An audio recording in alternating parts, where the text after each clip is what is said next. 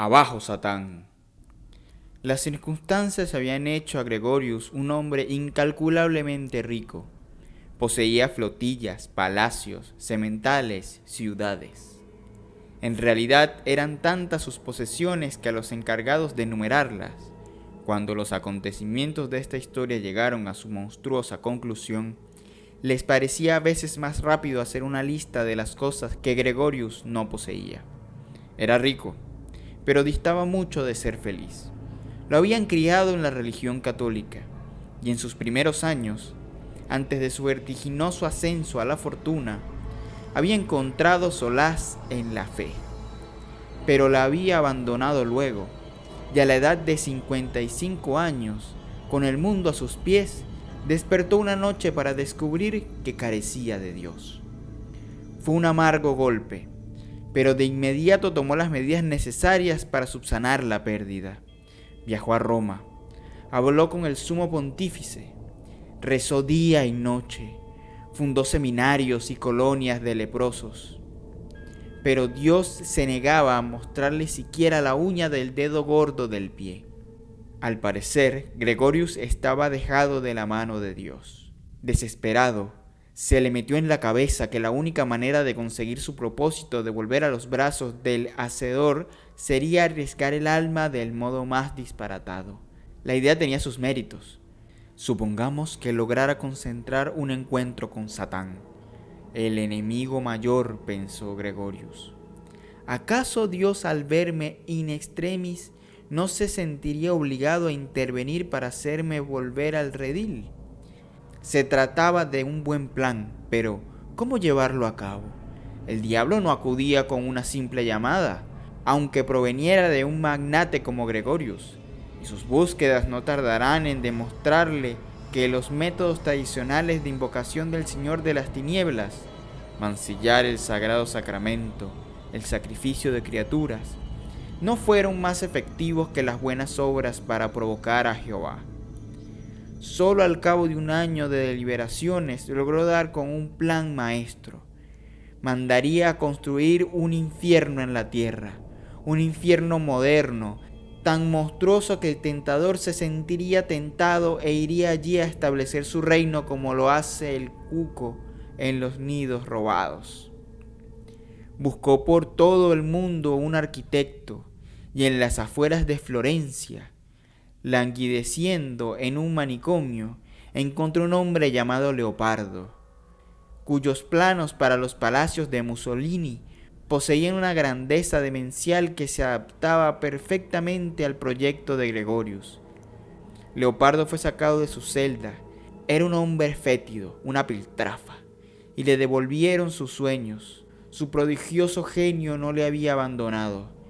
Para alimentar su inventiva recorrieron las grandes bibliotecas del mundo en busca de las descripciones de los infiernos, tanto seglares como metafísicas.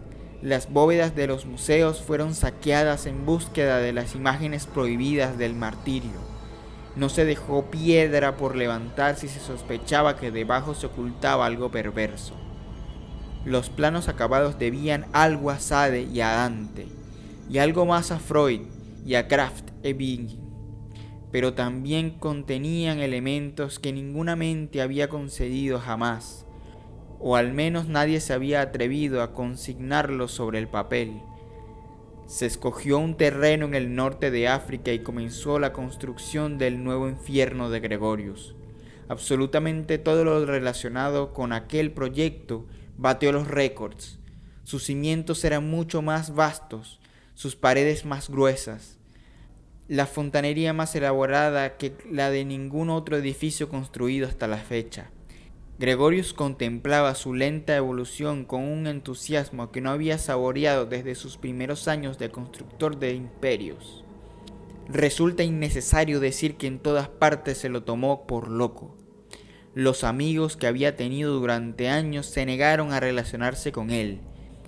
Varias de sus empresas se quebraron cuando los inversores se espantaron al leer los informes de su demencia.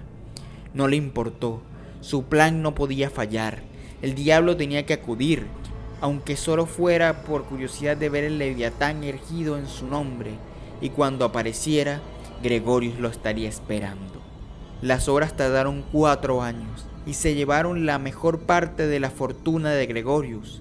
El edificio terminado tenía el tamaño de media docena de catedrales y albergaba todas las instalaciones que el ángel de las tinieblas pudiera desear.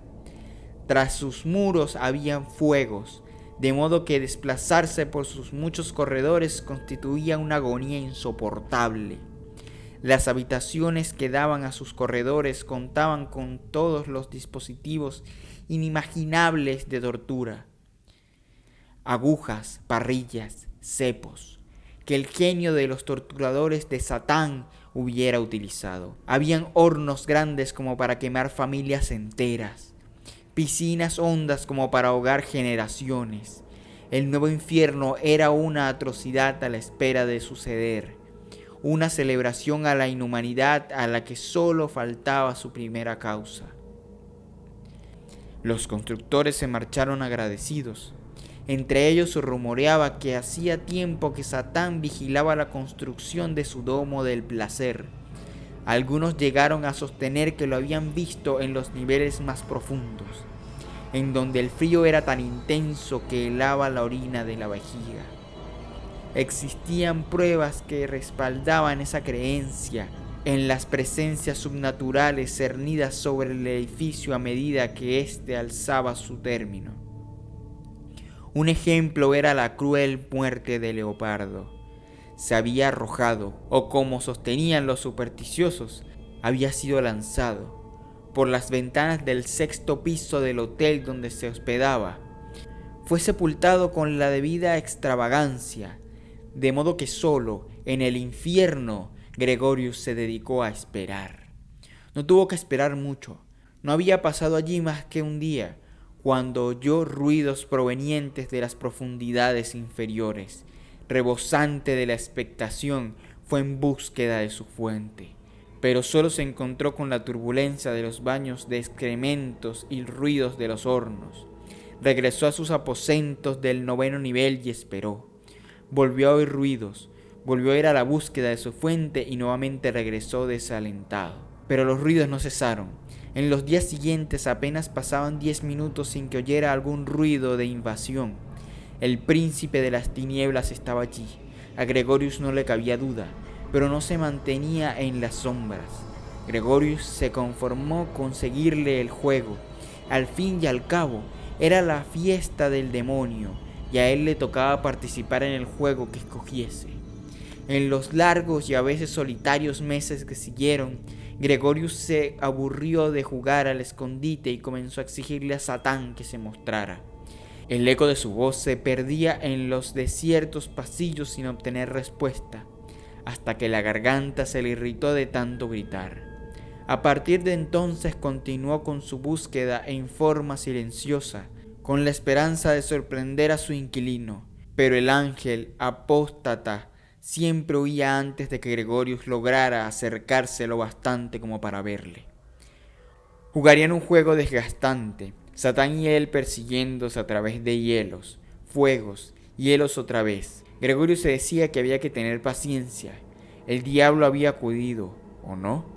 ¿Acaso en el picaporte no había dejado una señal de su dedo? Y sus excrementos en las escaleras.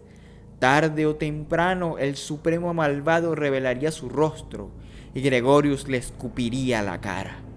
El mundo exterior prosiguió su camino. Gregorius fue incluido en el mismísimo grupo de otros reclusos, arruinados por las riquezas. Su locura terminó con él, que se conocía su obra, no carecía del todo de visitantes. Algunos le habían amado demasiado como para olvidarlo. Unos pocos que habían sacado provecho de él esperaban aprovecharse aún más de su locura y se atrevieron a trasponer la puerta del nuevo infierno.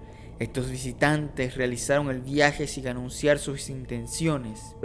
Temerosos de encontrarse con la desaprobación de sus amigos, las investigaciones para esclarecer su desaparición jamás lograron ir más allá de África del Norte. En su locura, Gregorius seguía persiguiendo a la serpiente y ésta lo eludía. no sin dejar más y más terribles señales de su presencia a medida que pasaban los meses. Fue la esposa de uno de los visitantes desaparecidos quien finalmente descubrió la verdad y advirtió a las autoridades. La locura de Gregorius fue puesta bajo vigilancia y finalmente, unos 3 años después de la terminada, un cuarteto de funcionarios tuvieron la bravura de trasponer la puerta. Sin el debido mantenimiento, la locura había comenzado a deteriorarse de mala manera. En muchos de los niveles fallaban las luces, las paredes se habían enfriado, sus pozos de alquitrán se habían solidificado, y a medida que los funcionarios se internaron en sus bóvedas oscuras en búsqueda de Gregorius, hallaron amplias evidencias de que, a pesar de su decrépita condición, el nuevo infierno continuaba en perfecto funcionamiento. En todos los hornos habían cuerpos con caras enormes y negras. En muchos cuartos habían restos humanos sentados, colgados, degollados o descuartizados. El terror de los funcionarios fue creciendo con cada puerta que abrían, con una nueva abominación en la que ponían los febriles ojos.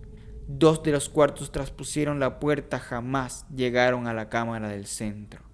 El terror pudo con ellos mucho antes, y huyeron para ser acechados en algún pasadizo sin salida y añadidos a los cientos que habían perecido en la locura desde que Satán fijara allí su residencia. De los 2 que finalmente desenmascararon al culpable, solo uno tuvo el coraje de contar lo que vio, aunque las escenas que presenció en el corazón de la locura eran demasiado terribles para expresarlas en palabras. No habían señales de Satán, naturalmente. Allí solo se encontraba Gregorius, el maestro constructor, al no hallar a nadie que habitara la casa que tantos sudores le costara. La había ocupado él mismo. Le acompañaba a unos cuantos discípulos que había logrado reunir a lo largo de los años. Al igual que él, parecían criaturas corrientes, pero en el edificio no había instrumento de tortura del que no hubieran hecho un uso prolijo y despiadado. Gregorius no se resistió al arresto. En realidad pareció satisfecho de contar con una plataforma desde la que vanagloriarse de sus carnicerías.